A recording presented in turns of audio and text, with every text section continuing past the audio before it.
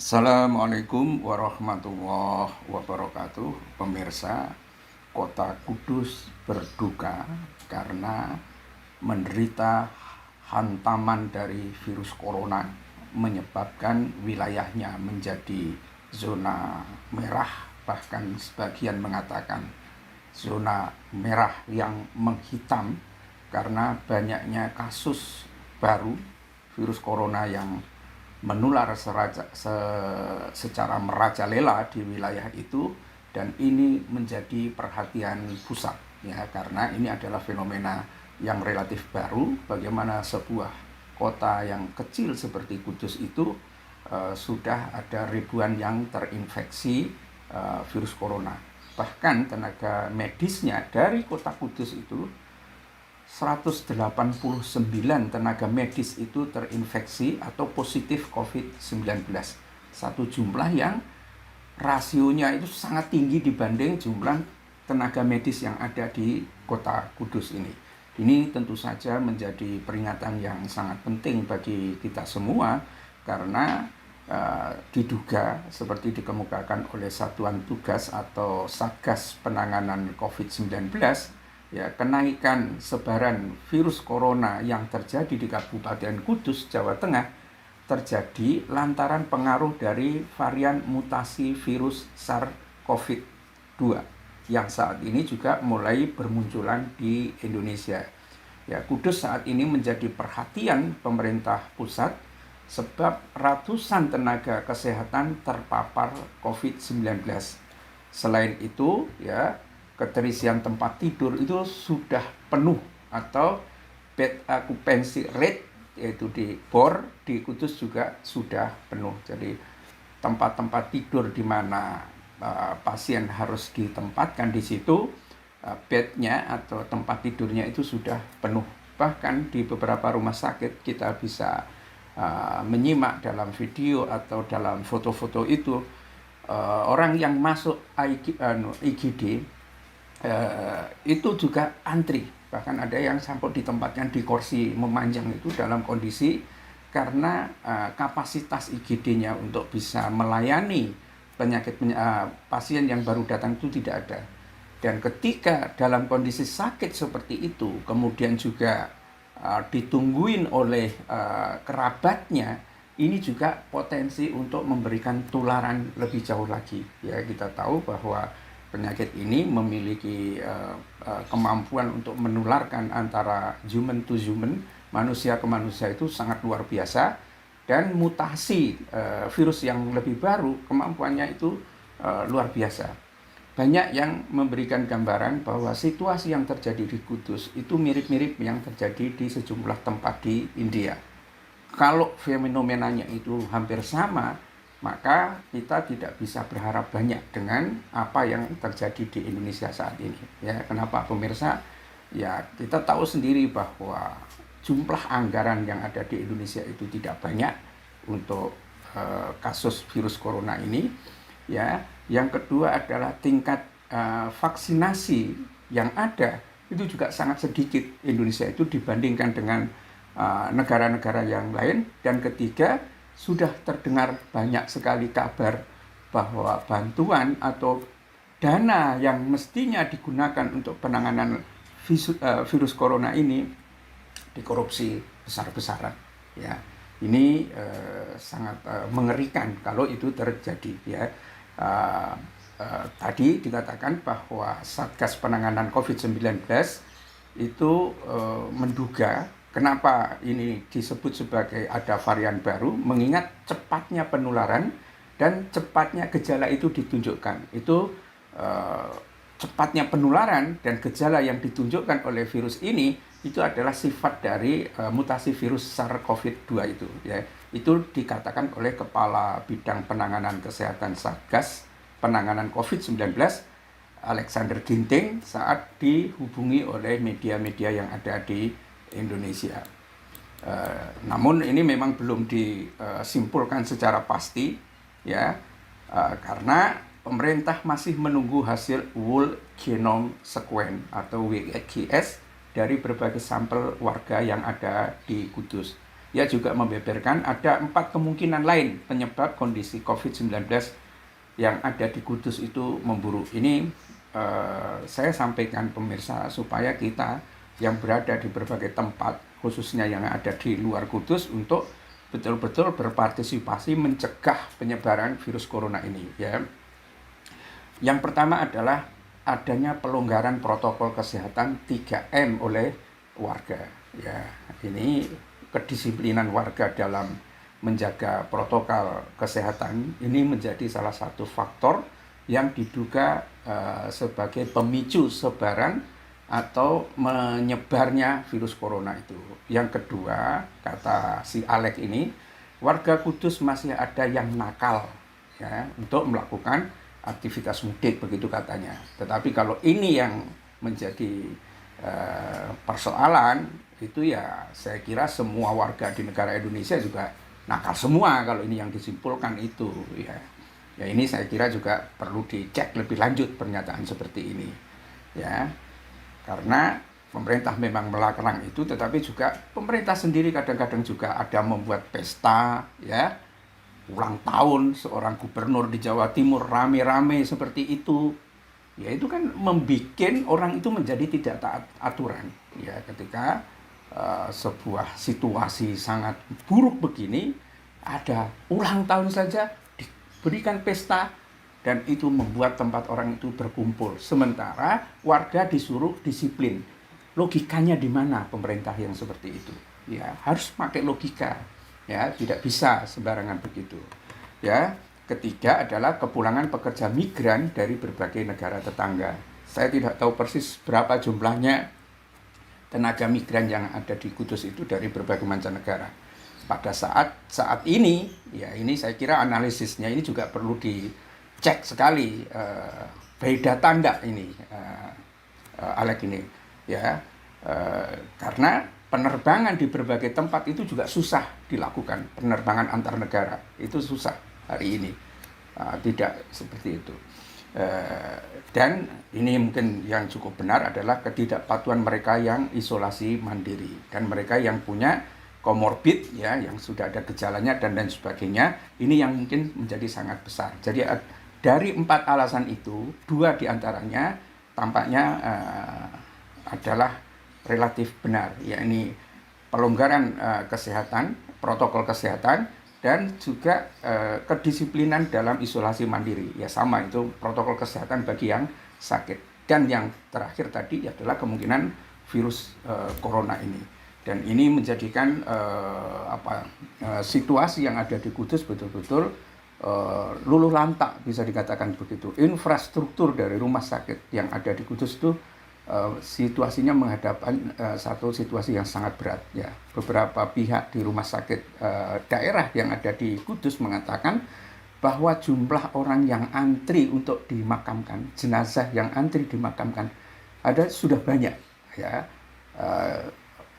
belasan lah, ya. Karena apa? Satu sisi memang proses pemakaman dari korban virus corona ini adalah dengan protokol yang sangat khusus, ya. Sisi lain, desa-desa yang ada di Kabupaten Kudus ini juga sangat ketakutan terhadap kalau dia mengikuti atau membantu kasus ini kemudian tertular juga, dan itu menyebabkan banyak yang akhirnya tenaga kesehatan yang mengurusi masalah jenazah ini dari pihak rumah sakit pontang-panting, jumlahnya tidak memadai, sehingga tidak bisa menangani jumlah orang yang meninggal karena tidak memadai lah. Jadi banyak antri orang yang untuk dimakamkan itu. Ini situasi yang sangat dramatik, ya. Dan sekali lagi pemirsa, kasus yang ada di Kudus dengan 189 orang tenaga kesehatan itu terkena virus atau positif COVID-19, apa artinya? Artinya adalah pada situasi ini COVID menyebar secara luas, tetapi kemampuan tenaga medis untuk menanganinya justru semakin rendah, ya. Dibutuhkan sekitar 400 tenaga medis yang baru untuk bisa menghandle penyebaran virus corona yang ada di Kudus ini. Ya, ini yang sangat diharapkan. Tetapi yang namanya tenaga medis, ya apalagi yang dibutuhkan adalah dokter spesialis, yang dikatakan butuh sampai 50-an dokter spesialis yang ada untuk bisa menghandle penyakit yang ada di Kudus. Ini jumlah yang luar biasa. Ya, sekali lagi, tenaga medis bukanlah tenaga yang bisa untuk dengan mudah digantikan oleh pihak lain. Ya, ini menjadi pelajaran yang sangat berharga betapa seriusnya penyakit COVID-19 ini.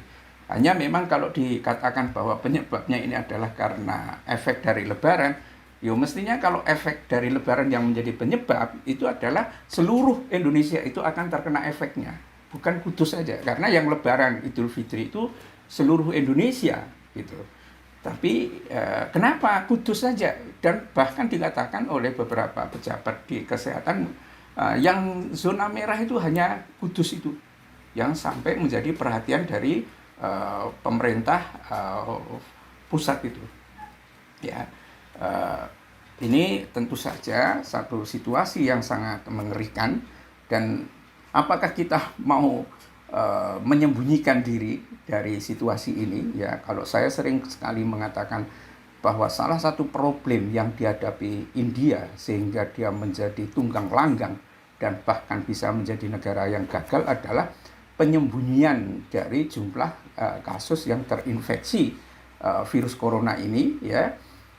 Dan pada akhirnya ketika kebobrokan itu tidak lagi bisa ditutupi, itu menjadi ledakan yang luar biasa. Ya samalah ketika orang menyembunyikan bahwa di daerahmu ada kebakaran, kemudian dikatakan tidak, padahal setiap kebakaran itu pasti mengeluarkan asap.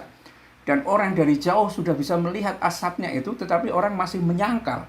Ini yang dilakukan oleh pemerintahan Modi. Ya, ketika dia menyangkal sebuah berita yang sangat mengerikan seperti itu, maka mindset atau pikirannya itu tidak tertuju untuk menyelesaikan masalah, tetapi bagaimana menghadapi tudingan.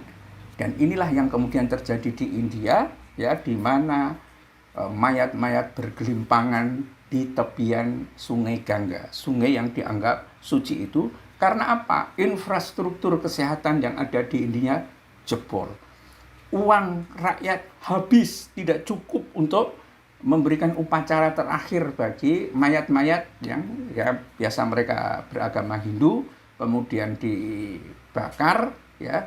Kayu bakarnya juga mahal, membayar orang biksu atau pendeta Hindu untuk memberikan doa, harganya juga akhirnya semakin mahal. Karena apa? Karena banyak yang minta bantuan untuk didoakan itu, sehingga harganya menjadi mahal, seperti hukum ekonomi secara umum.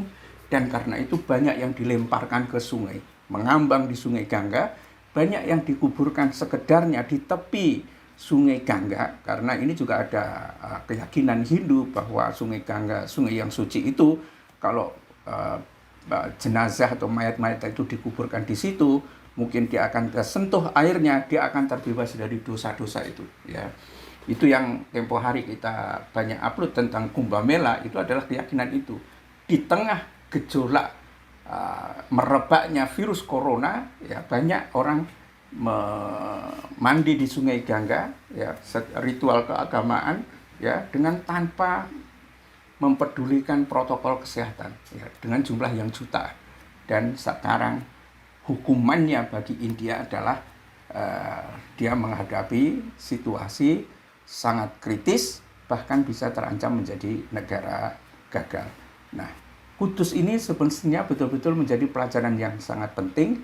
Kalau ditutupi, ya, tidak ditangani, apalagi energinya habis untuk menutup-nutup, apalagi menyebabkan yang dianggap adalah lebaran, padahal sebetulnya ini adalah varian baru, mutasi baru yang menjadi penyebar utama, dan itu bisa diduga secara logis saja. Lebaran ini diselenggarakan oleh semua wilayah di Indonesia, tapi kenapa yang terjadi itu Kudus? Tapi kalau sebab utama kemudian segera diketahui, ini sangat bagus, ya. Kalau varian baru atau mutasi baru virus corona yang ada di Kudus ini segera diketahui, nah ini bisa dilokalisir penyebarannya supaya orang-orang betul-betul dilarang untuk melewati Kudus. Ya, di lockdown total, ya. Kudus itu harus lockdown total supaya tidak mengembang. Kalau ada virus baru itu tidak mengembang ke daerah lain.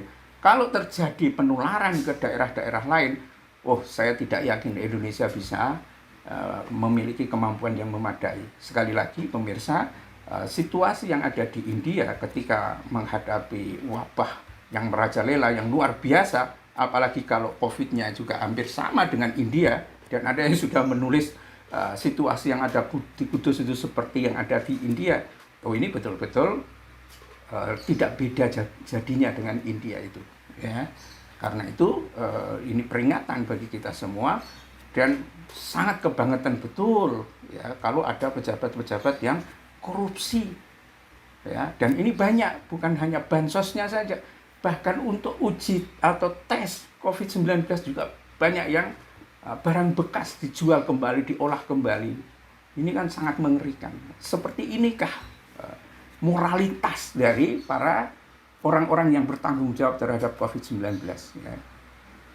Negara punya anggaran, kemudian direbut, dan sama sekali tidak peduli dengan penyakit ini. Nah, kalau seperti itu yang terjadi, ya mungkin selesai sudah Indonesia itu.